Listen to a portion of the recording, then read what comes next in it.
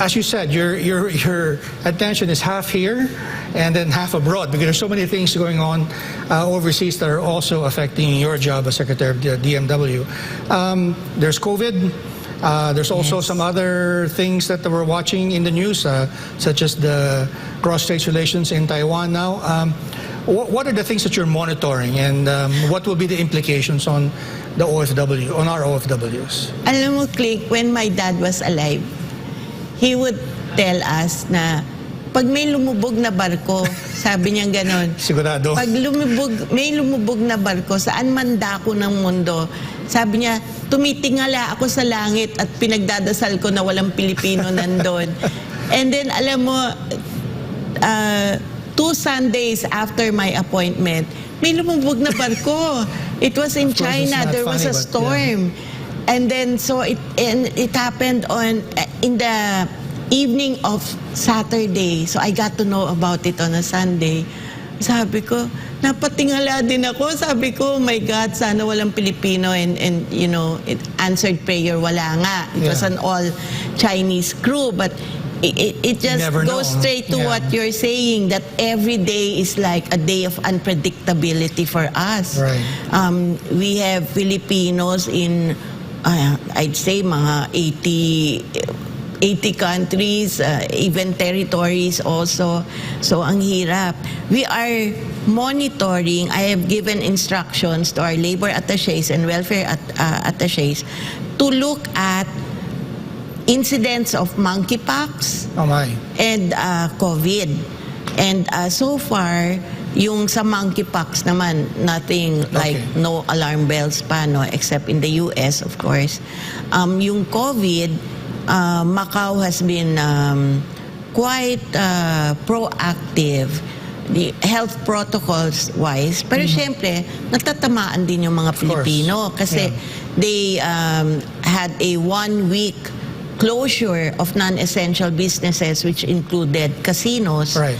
And then so no work, no pay. No work, no pay. And then that was even extended, no?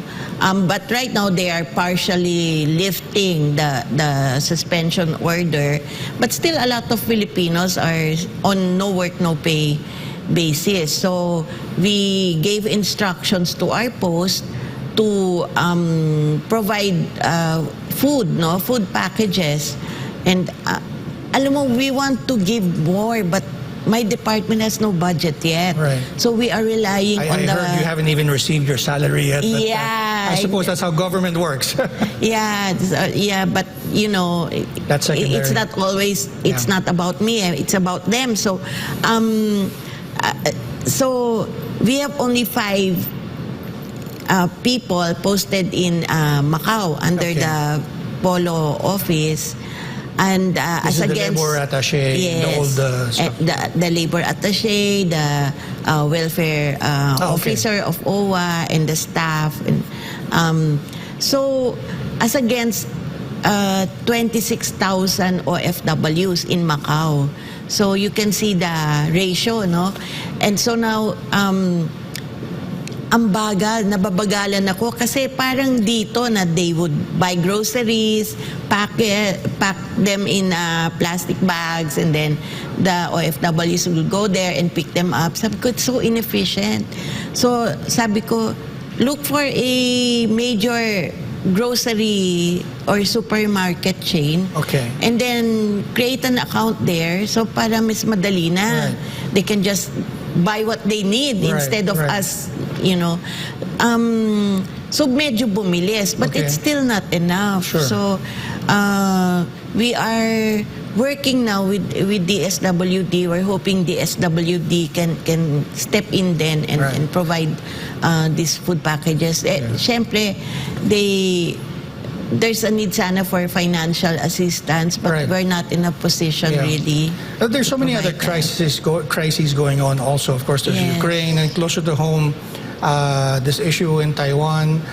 Right. Thankfully, nothing's bad has happened yet. But what kind of contingency plans are you looking at, just in preparation for any unforeseen accidents or miscalculations? We had a Zoom meeting with my labor attachés. I have 3 labor attachés in Taiwan. in Taipei, where we have the biggest population of OFWs, in Kaohsiung, and also in the southern Taiwan, no. And they assured me that everything is normal, business is operating well, but you know, it's not really just the military part of it. You know, China also holds in its cards undeclared or declared sanctions. Like if they, right now, I heard they informed me that there is a suspension in the importation of fruits from Taiwan to China. Yeah. Yes, that will affect our workers in the agri sector, even if it's still small. Right. But you know, if the tensions escalate and China continues looking at different products from Taiwan, including semiconductors, that they might, you know, say na, okay, we won't get your products. Yeah, you know? It's interesting, the U.S., I think, in anticipating a worsening problem with China, they're trying to develop some of their homegrown industries, particularly semiconductors. I know this is beyond the DMW's responsibilities, but is there discussion in the cabinet about, why don't we talk to those Taiwanese companies and just locate in the Philippines? After all, they're hiring Filipinos, and they might as well source the labor from this country. Yeah, well, I don't think that wasn't in the agenda of the previous cabinet meeting. We focused on the budget. Okay.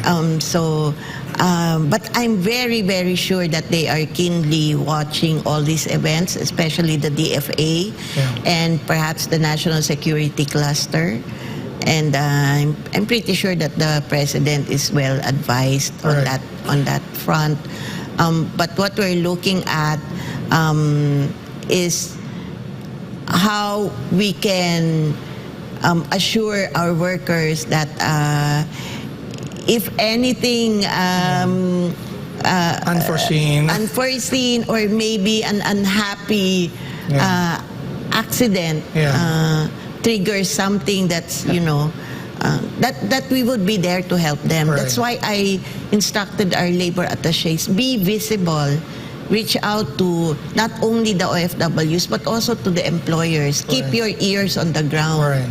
Because if something happens, then it's our responsibility to make our OFWs safe. But ang maganda lang sa Taiwan, they're very prepared about all these things. So may bomb shelters, may contingency plans. I mean, this has been like siguro forefathers pa natin, di ba? Yes. What about Europe? I mean, Ukraine, is there anything that you're monitoring there? Because apparently the conflict in Ukraine and Russia is going on longer than anticipated. Is that raising any concerns at all? Only on the economic side. And perhaps the geopolitics of it.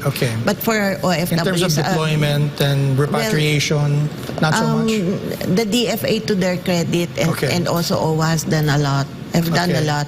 I think there are only about less than 50 remaining, and some of them are married to Ukrainians. So, yeah. So, I guess the last question before we go on break again. Who is exactly an OFW? Because, as you said, the Department of Foreign Affairs is still there. I suppose they're looking at the Filipino citizens, probably who are, I'm guessing, married to foreign nationals. There's you, and of course there's some other departments looking after Filipinos abroad. So who exactly is OFW? It's not just household helpers. Yes. Do expatriates qualify? Seafarers obviously are part of your mandate, but who is exactly are you looking after? Perhaps who's your customer? It's easier to define who are not OFWs. Like if you are married to a foreigner, if you are a permanent resident, Okay. or if you have obtained the citizenship of another country, then you're not. Okay. If you're there as a tourist, then Right. you're not an OFW. If you're there as a cultural exchange student, then you're not an OFW, which defines then the OFW as someone working but will be coming back to our country, and whether land-based or sea-based. All right, but And also someone applying to be an OFW, I that's see. also covered. But since you've been doing these improvements at your department, do you make any distinctions if they call your one repatriation center and you find out they're a student or maybe a spouse? Do you make a distinction, or you just help? Are your marching orders just to help everyone who calls you? We have very good relations with the DFA. Okay. So we can, and they would also refer cases to us. Okay. So it's like a very good synergy between the two departments now. Yeah. Very interesting. So we'll talk more to Secretary Ople. We'll be right back. This is SMNI's Business and Politics. Stay tuned.